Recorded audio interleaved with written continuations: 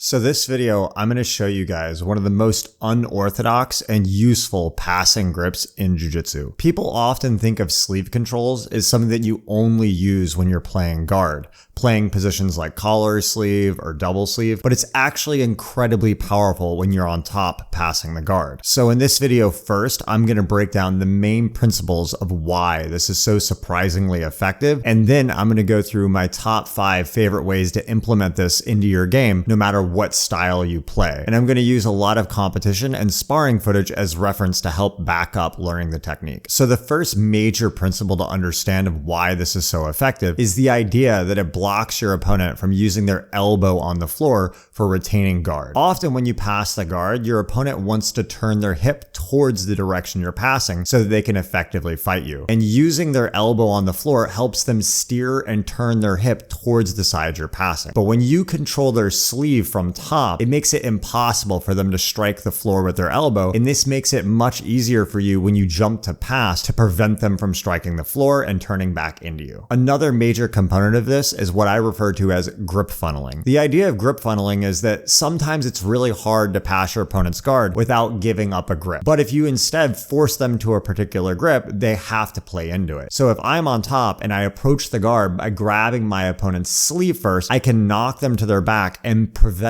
them from being able to grab my ankle, go for single legs, go to half guard, because I have their grip. They're forced to play some form of sleeve or upper body control instead. Along with this, controlling the sleeve makes it impossible for your opponent to come up on top. Anytime your opponent's on their back, they have to come up to an elbow to be able to wrestle back up to standing or come up for a takedown. But if you're controlling the sleeve, they can't come up to their elbow, and it allows you to keep them on their back, setting up different passing opportunities. Another major idea here is that whenever we pass the guard, we ultimately want to lock both of their shoulder blades to the mat. So when your opponent is turning towards the side you're passing to defend, when you pull up on the sleeve, you're often centering their shoulder blades back towards the center of the mat, so that when you do eventually hit a pass, be it a throw by or a knee cut pass, they're already centered, and it makes consolidating and pinning much easier to finish. And another interesting component of this grip is that it makes it really difficult for your opponent to lasso over their own arm when they're trying to defend their guard. Often when you pass to one side, your opponent's defense will be to loop their outside leg in to defend. But because you have the sleeve, that it can be a little bit more tricky to do. As well as when you pass, if they try to turtle, it's also very hard because you're pulling up on that sleeve functions like a straight jacket, preventing them from turning all the way away and coming up into a turtle. So now we're going to look at the different ways that you can use this to set up a pass, starting with attacking the far side sleeve first. There's a few different ways you can get into this position. One really common one is when you enter for a knee cut pass, you want to control your opponent's bottom sleeve and keep their leg trapped in between your legs so you can finish the pass. But often people will knee shield and make space and clear their bottom leg back out from in between your legs so that you can no longer knee cut pass. In this situation, I immediately re-grip their sleeve and start setting up the position. They're often looking to set up positions like collar sleeve or de la Hiva from here, so they have a lot of attacking options. Another common way you'll end up in this position is when you're controlling the pants initiating a pass. Very often early on, your opponent will grab your sleeve and break that grip, because if you can't control that inside leg, it's impossible to pass towards that side. So very often you'll get caught here in a normal grip fighting situation. And a third one that can commonly happen is just transitions from other guards. If your opponent is playing de la Hiva controlling a far sleeve, they can easily let go of the ankle and switch up the collar sleeve and attack you from here. If they're playing double sleeve positions, they can easily let go of one of the sleeves and switch up to the collar. And this is a really tricky position because controlling the collar breaks your posture and you cannot use your inside hand to defend, so it can be very tough to fight out of. So we're going to look at passing the far side sleeve control in 2 initial situations. The first situation that is easier is when their free leg is not in our bicep already. This usually happens when we go for the cut and they escape their bottom leg out because the top leg is usually a knee shield. In this case, as soon as the leg becomes free,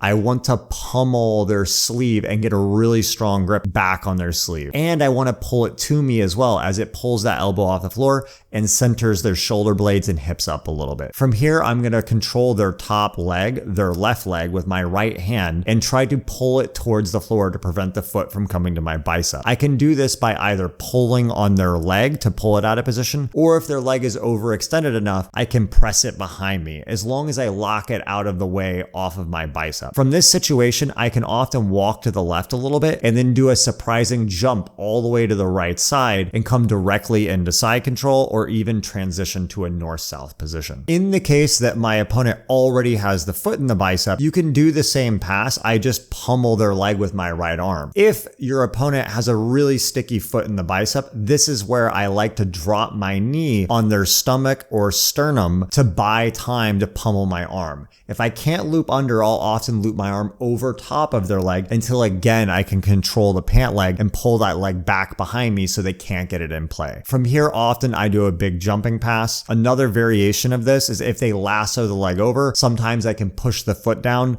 cup their knee, and throw the leg to the side as well. So the next version of passing against the far side sleeve control is going to be in the De La Riva guard when our opponent is controlling our ankle. In this case, it's a little bit more tricky because we can't jump in the same way because our opponent has the control on our ankle or pant leg. But in this case, we're going to do 3 different variations. The first is going to be a reverse leg drag controlling the pants and the left hand on the sleeve. What I do is I punch their knee towards their chest and then really quickly shoot the leg to the side, again pulling up with that left arm, and it allows me to fall out to the side. Notice when I land, I want to widen my knees or legs as much as I can because it allows my upper body and my chest pressure to drop in heavy. I've talked about this before in previous videos where I talk about the importance of pinning mechanics. Another way you can do this throw bypass is if your opponent is a little bit tighter on the leg, I can control the sleeve and I kind of posture up and lean in with my hips and dig an underhook on their De La Riva side leg. And now when I grab the pant leg, I actually throw it up over top of the sleeve grip and push the leg down. From here, it's very difficult for them to lasso. I can come directly to side. Sometimes it can even turn into a stack pass finish. And the third and final one here is when I'm controlling the sleeve, sometimes I'll grab their lapel with my right hand and my opponent will lasso their foot over my shoulder because I'm not controlling their leg. But this is a nice bait and switch you can do where then you quickly switch your arm out and cup their knee, and now you can shoot their leg all the way across to the other side, again landing into a nice side control finish situation. So now I'm going to talk about controlling the lead side arm first.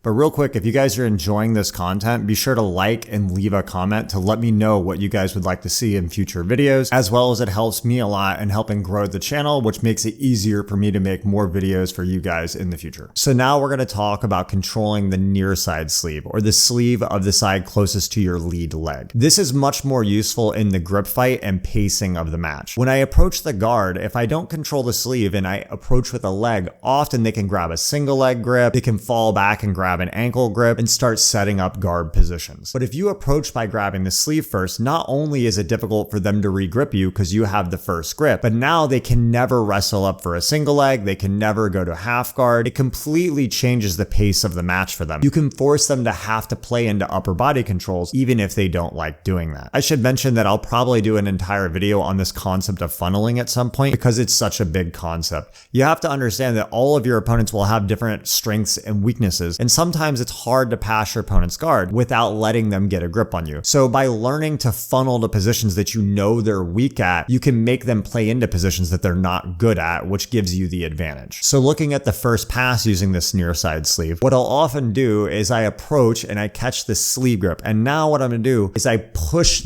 towards their chest with the sleeve grip I have on them and kind of rush them until I can shove them to their back. As they fall to their back, I step my right leg deeper into the crook of their knee, and this makes it really hard for them because they can't grab the ankle like they normally would in De La Riva. But if I keep my elbow and knee connected and a good sleeve grip, it's also hard for them to lasso. From here, depending on their right leg, I can either grab their pant leg and do another throw bypass like we did before, or I can trap the leg and release the sleeve and immediately go for a knee cut without them ever having the opportunity to try to defend. Even if you're already in De La Riva, this can be really useful because what I can do is I can quickly go down and catch the sleeve of the side they're holding my ankle or my pant leg on. And if I posture up and pull, I can actually rip that grip off of my leg, especially if it's an ankle grip. From here, again, you have the quick pant control and throw bypass, which will catch them off guard. It's also important to mention, guys, that these passes are so much more unorthodox than normal passing systems, so it will give you a big element of surprise when you're attacking your opponent. There's honestly a lot more cool ways you can use this as well. You can use the cross sleeve grip as a great way to make grip transitions. You can use sleeve grips and passing X guard, but I'm going to save those for future videos, especially the X guard. I want to do a comprehensive overview on X guard passing, and I'll include it in that as well. Also, I wanted your guys' opinion on what format of video you like most. I have 3 different options. I can either do an entire video on the mat where I break everything down on the mat. I can do videos where I do kind of a layover where I talk about the concept using B-roll to help show you what I mean. Also, let me know if you guys would like to see a video on the funneling concept as well.